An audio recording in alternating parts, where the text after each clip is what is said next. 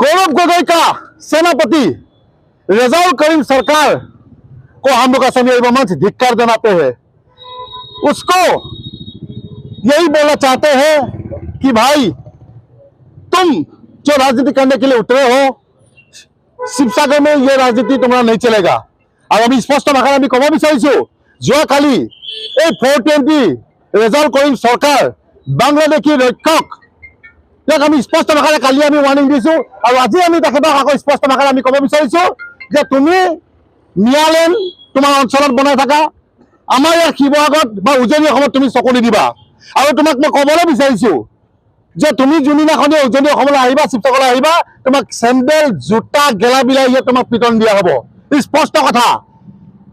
তই যেতিয়া আমচুত আছিলি আমচুটো গেলা গেলা খাই শেষ কৰি দিলি, আৰু এতিয়া কংগ্ৰেছত আহিলি, এতিয়া কংগ্ৰেছখন যি অকণমান জিন্দা আছে কংগ্ৰেছটো একেবাৰে শেষ কৰিবলৈ তই এতিয়া কংগ্ৰেছত যোগদান দি দিলি। আৰু আটাইতকৈ দুখৰ কথা যে গৌৰৱ গগৈ ডাঙৰীয়াৰ উপস্থিতিত যে উজনি অসমখন যে দ্ৰৌপদী বনাম বুলি ক'লে, এইটো বহুত দুখৰ কথা। এইটো বহুত দুখৰ কথা। কাৰণ কেলৈ গৌৰৱ গগৈ উপস্থিত, গৌৰৱ গগৈ এষাৰ মাত দিব লাগিছিলে বা মাত মাতিব লাগিছিলে, কিন্তু গৌৰৱ গগৈ আমি দেখিলো যে কোনো ধৰণৰ তেখেতে মাত নামাতিলে, নিমাতে কৈ নাতে বহি থাকিলে। গতিকে আমি এটাই কথা ক'ব বিচাৰিছো যে এই ৰেজাউল কৰিম চৰকাৰ যিটো ধূৰ্ত ধুৰন্ধৰ, তাৰ লৈ কোনো ধৰণৰ কম্প্ৰমাইজ নহ'ব। ইয়াক আমি কৈ দিছো যে আমি এটা কথাও ক'ব বিচাৰিছো, মুখ্যমন্ত্ৰী ডাঙৰীয়া পাৰিলে ইয়াৰ ওপৰত ব্যৱস্থা লওক। ই বাংলাদেশী ৰক্ষক হয়, ই পাকিস্তানী ৰক্ষক হয়, বাংলাদেশী ৰক্ষক হয়।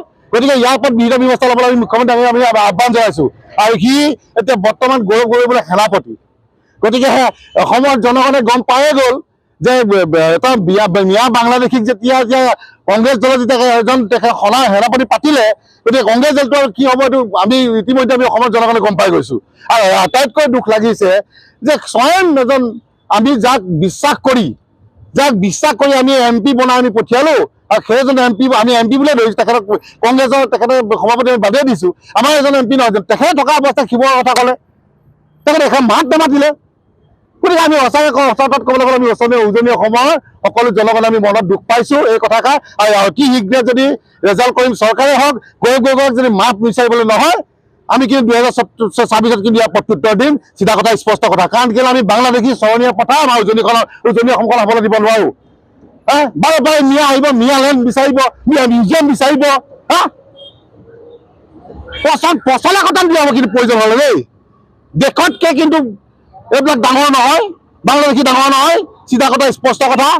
আজি আমি এই মঞ্চৰ আজি কিন্তু অসমীয়া যুৱ মঞ্চ আমি সকীয়াই দিছো, অনাগত দিনত বা ভৱিষ্যত দিনত অসমক লৈ কোনো ব্লু প্ৰিণ্ট যাতে নকৰে, অসমখন চাৰখাৰ হৈ যোৱা কোনো ধৰণৰ তেনেকুৱা ধৰণৰ কোনো চিন্তা চৰ্চা নকৰে।